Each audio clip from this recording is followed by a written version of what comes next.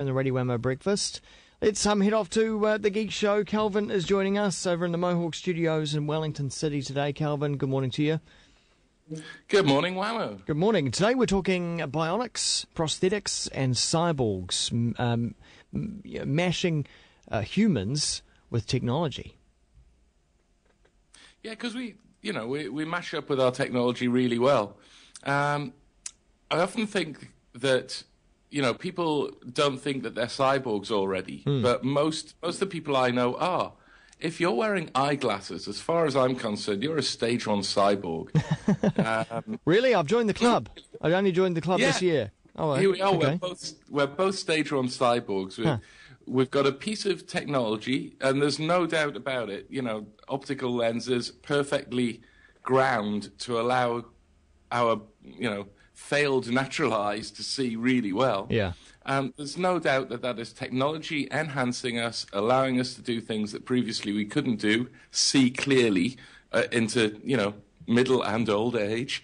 So as far as I'm concerned, we've been cyborgs for quite a long time. Just very mild cyborgs. Yeah. And the more major type, the kind of type 2, for want of a better word, cyborgs, are only just on the, they're just coming up now. I also consider anybody who keeps their iPhone on them at all times a cyborg, because that's a mental prosthesis. If you take a photo of something with that iPhone because you want to remember it, that's a prosthesis for your memory. This is true. If you talk to somebody on it, it's a prosthesis for your voice, allowing you to shout so loud that people on the other side of the world can hear you. That's one way of looking at it. With such pinpoint accuracy that no one else can. Yeah. So when you start to take that point of view, most of the people I know are cyborgs, just very mild. So there are, however, some people out there that are a bit more serious on this. One of them being a filmmaker, Rob Spence, who lost an eye in an accident in 2008. And he decided to replace his eye with a video camera. Now, we don't have the technology as yet to connect that video camera to his brain and allow him to see, although there are projects that are getting close to that. They're doing it in low resolution. I watched a video of someone tell the difference between an apple and a banana who'd never seen before. Wow. By stimulating. It's certainly not a pretty thing, is it? Not at all. It doesn't look very nice. It really is a kludge. It's jammed there in his eye. But the fantastic thing about it is that it wirelessly transmits off to a separate hard drive or a recorder or something. And he's become a life caster. He records everything he sees with that eye. So, it's just a wireless webcam mounted in his head. Wow. But it's the first one. Yeah, okay. So, that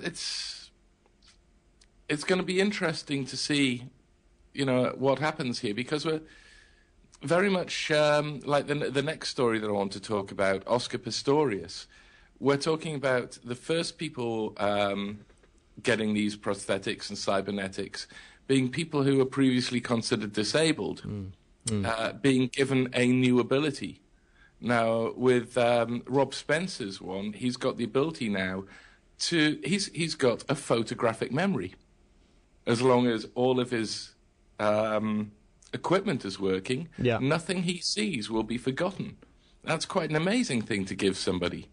So I wouldn't say that Rob Spencer's disabled. I'd say he's re-enabled to a greater degree in many ways. Which flows on, to that debate that's going on at the moment with the runner who has got one of those prosthetic legs and can actually run faster than people with two legs. And they're now saying, look, he can't be in this competition because he's too fast. Well, they've been arguing about it for quite a while now, Oscar Pistorius. And this guy's amazing. I absolutely think he should be allowed to run. yes, his legs might give him some form of advantage, but then again, not having feet gives him an advantage, gives him a disadvantage. Yeah. He's still a human who works really, really hard. He's as fit as he can be. He trains hard. He's a consummate athlete. And he, if he's run out of competition with other disabled athletes, he should be allowed to compete against normal people. Yeah. If it gets to the point where he's constantly beating normal people, then maybe we have to re-examine the issue. But I think it's we're just getting into realms of opinion here. So personally, my opinion on this is any athletes complaining about this and who think that he shouldn't be allowed to wear these things, well, they should stop spending their evenings in low-pressure tents. They should take their high-tech trainers off. Yeah. They shouldn't wear their high-tech swimming skins that let them glide through the water. Yeah.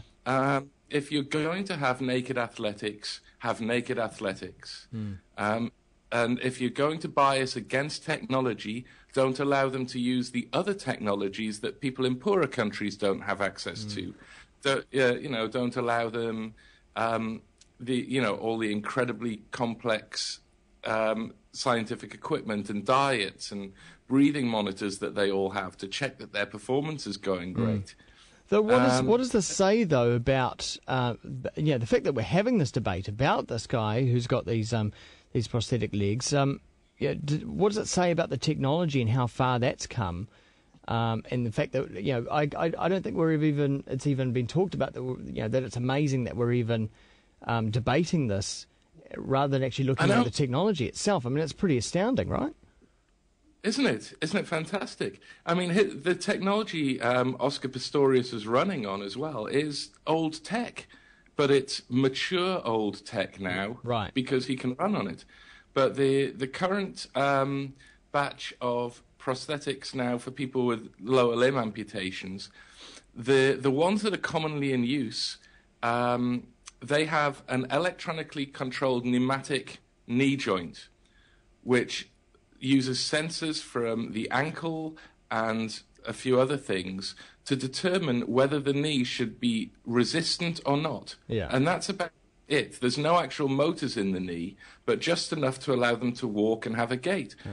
And once again, this is amazing. Yeah. There are people who are walking again who haven't got legs. And a lot of them, if you couldn't see the legs that they were on, you wouldn't think that they had a prosthetic. Yeah. Their gait is now pretty normal.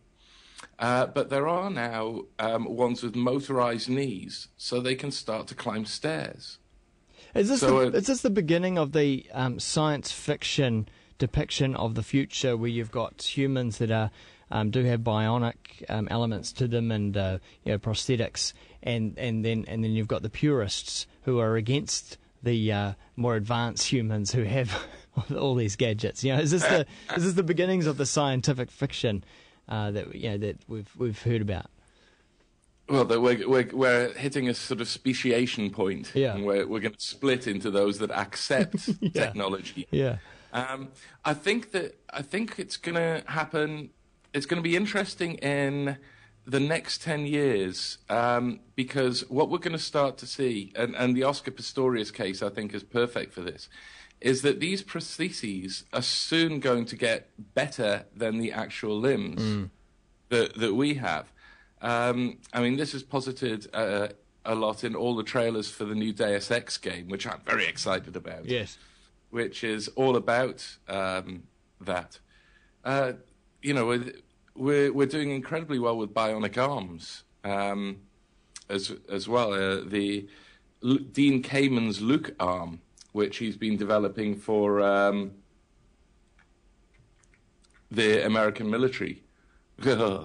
Which I wish he wouldn't. I wish he'd develop it for, people who lost their arms, saving people rather than, killing them. Yeah. But this is driven by nerve impulses, and, it can move the whole arm, it can close the hand. There's a 15-year-old girl in Britain just got a bionic hand, with fingers she can open and close just by thinking about it. Cool. So we've got this thing where now we've got these incredible electronics able to create these things. They're not going to hit human hands for dexterity for quite some time, but for strength and for sort of duration and for being able to do things over and over again, they may well prove superior. How far away are we from humans deciding that they want to cut off a limb to have... That's what I was thinking of. Yeah. I'm not sure. It depends on the human and on the quality of limb. I think when you see athletes with artificial feet running, or artificial legs running significantly faster than athletes without, I think there'll come a point where athletes with legs, if they're not achieving the success that they want with their normal legs, I think some of them might go for that. I still think we're at least 10 years away from that being at all, plausible or accepted. But, it's certainly not impossible. And I certainly think 20 years down the line, it could get to the point where something as minor as a broken bone or a bad break would be enough for them to say, oh, look, it's easier just to lop it off and give you an artificial one than it is to fix this terrible break in your biological system. So we're about 10 years away from Bionic All Blacks, perhaps.